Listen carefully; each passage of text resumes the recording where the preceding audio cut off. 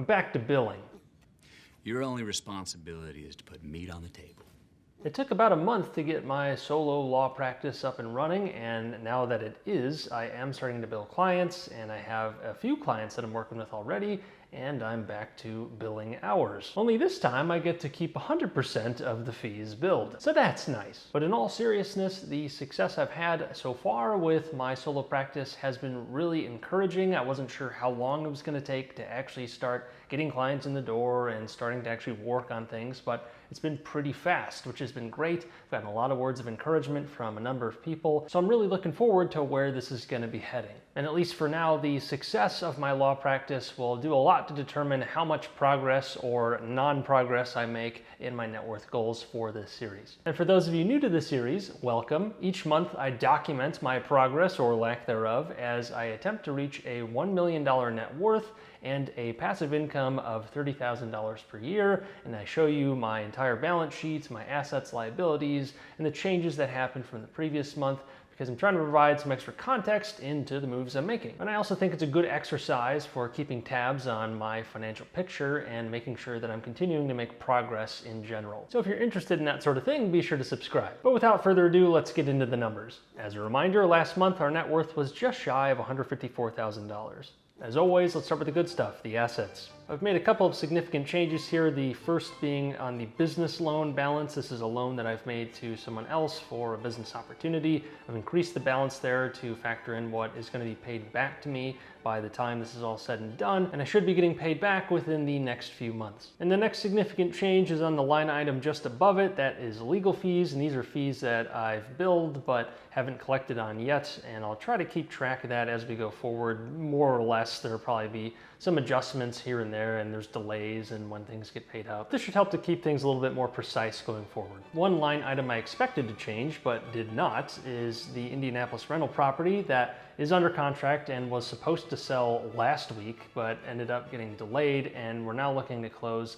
first week of July. So if all goes well there and we're all done, which we should be since it seems like we have everything in line and gotten the closing documents and everything, so I think we're all good to go, but I never want to jinx it, so fingers crossed. That'll lead to a pretty big cash infusion of around $160,000. That doesn't factor in removing recapture taxes and capital gains taxes that I probably have to pay by next year when tax day comes around. But I plan on using a lot of that cash to pay down debt, and the rest will probably go to shore up my cash position a little bit more. And speaking of cash, I did end up spending quite a bit of money this month on things that aren't really reflected here. One of those is paying for half of a roof replacement that's going to be taking place over this next month. So that was $5,000 right there, and I have another $5,000 payment or so coming up in the next few weeks once they're done. I also dropped a few grand on flights for a vacation I'll be taking with my wife in the next couple of months. So that got taken right out of our cash balance. But overall, we did spend quite a bit of money on rather unproductive things here in June. Just a coincidence when all these expenses kind of lined up, though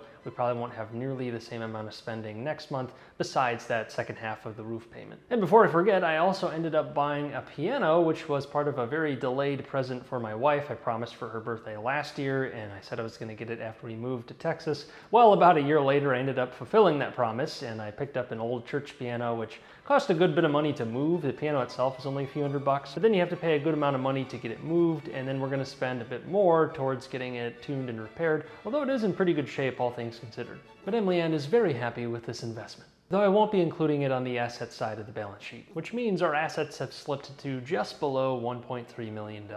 And now onto liabilities. There really isn't much of anything to report here other than we made the minimum payments that we needed to make on pretty much all of our loans, and then a little bit on top of that, but not a whole lot of change otherwise. I will say we are bracing to start having to make some student loan payments, although they are still currently frozen and there's no interest being charged, all thanks to that great helicopter money program that got started a few years ago now.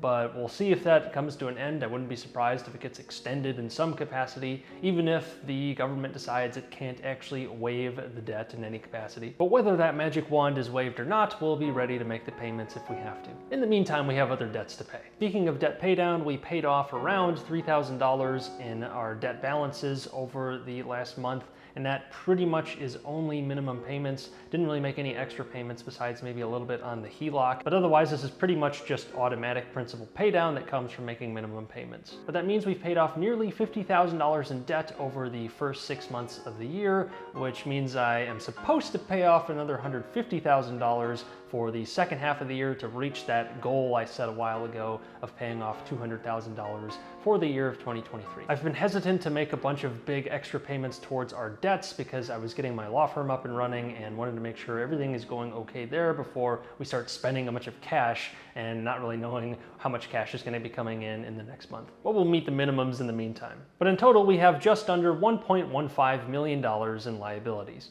which means our net worth has fallen to just below $153,000, which is a decrease of under $1,000 from the previous month, which means our debt ratio has risen to 88.22%, and our passive income remains at about $600 per month. So it was our first negative month in a while, and it did take a bunch of spending to make it happen. But like I said earlier, going forward, I expect a lot of the changes in our net worth to be driven very directly by how I did in that previous month for my law practice, as the amount of hours I bill are going to be directly proportional to the amount of income I make, and that very much depends on the amount of clients I can bring in or the amount of work that clients are sending me, because ultimately I'm trading my time for money in that role, and I think it makes sense to focus a lot of my energy towards that for the foreseeable future. Though I haven't forgotten about the business portfolio, and there's plenty to work on there too. I'm still looking for new deals, albeit rather casually, and I'm not looking to make a massive splash in the near future, but there's a little deal here that makes sense, or if I can bring some partners in to do a deal that way because I might not have the cash to do it or the debt terms don't make sense, maybe it makes sense to give up some equity to get a deal done. I'd be willing to do that in the right circumstances. But at the same time, I still have a business that I currently own, and I want to make sure that's run properly, although I have given a lot of autonomy to my general manager there, and I'm just coming in to try and help move the ball forward and keep an eye on things. Ultimately, my role isn't so much in the day-to-day operations, but rather is making strategic decisions, seeing how things are working so I can use those lessons to apply them to a future business or to change things in the current business. There's plenty of lessons to be learned. But either way, I'll keep you posted on my progress there. And if you're curious, you can check out the link in the description that takes you to my net worth tracker spreadsheet, and it goes into great detail over all my holdings and shows you the progress I've made over the past few years. But otherwise, be sure to subscribe, hit that bell icon so you don't miss any future episodes, and I'll see you in the next one.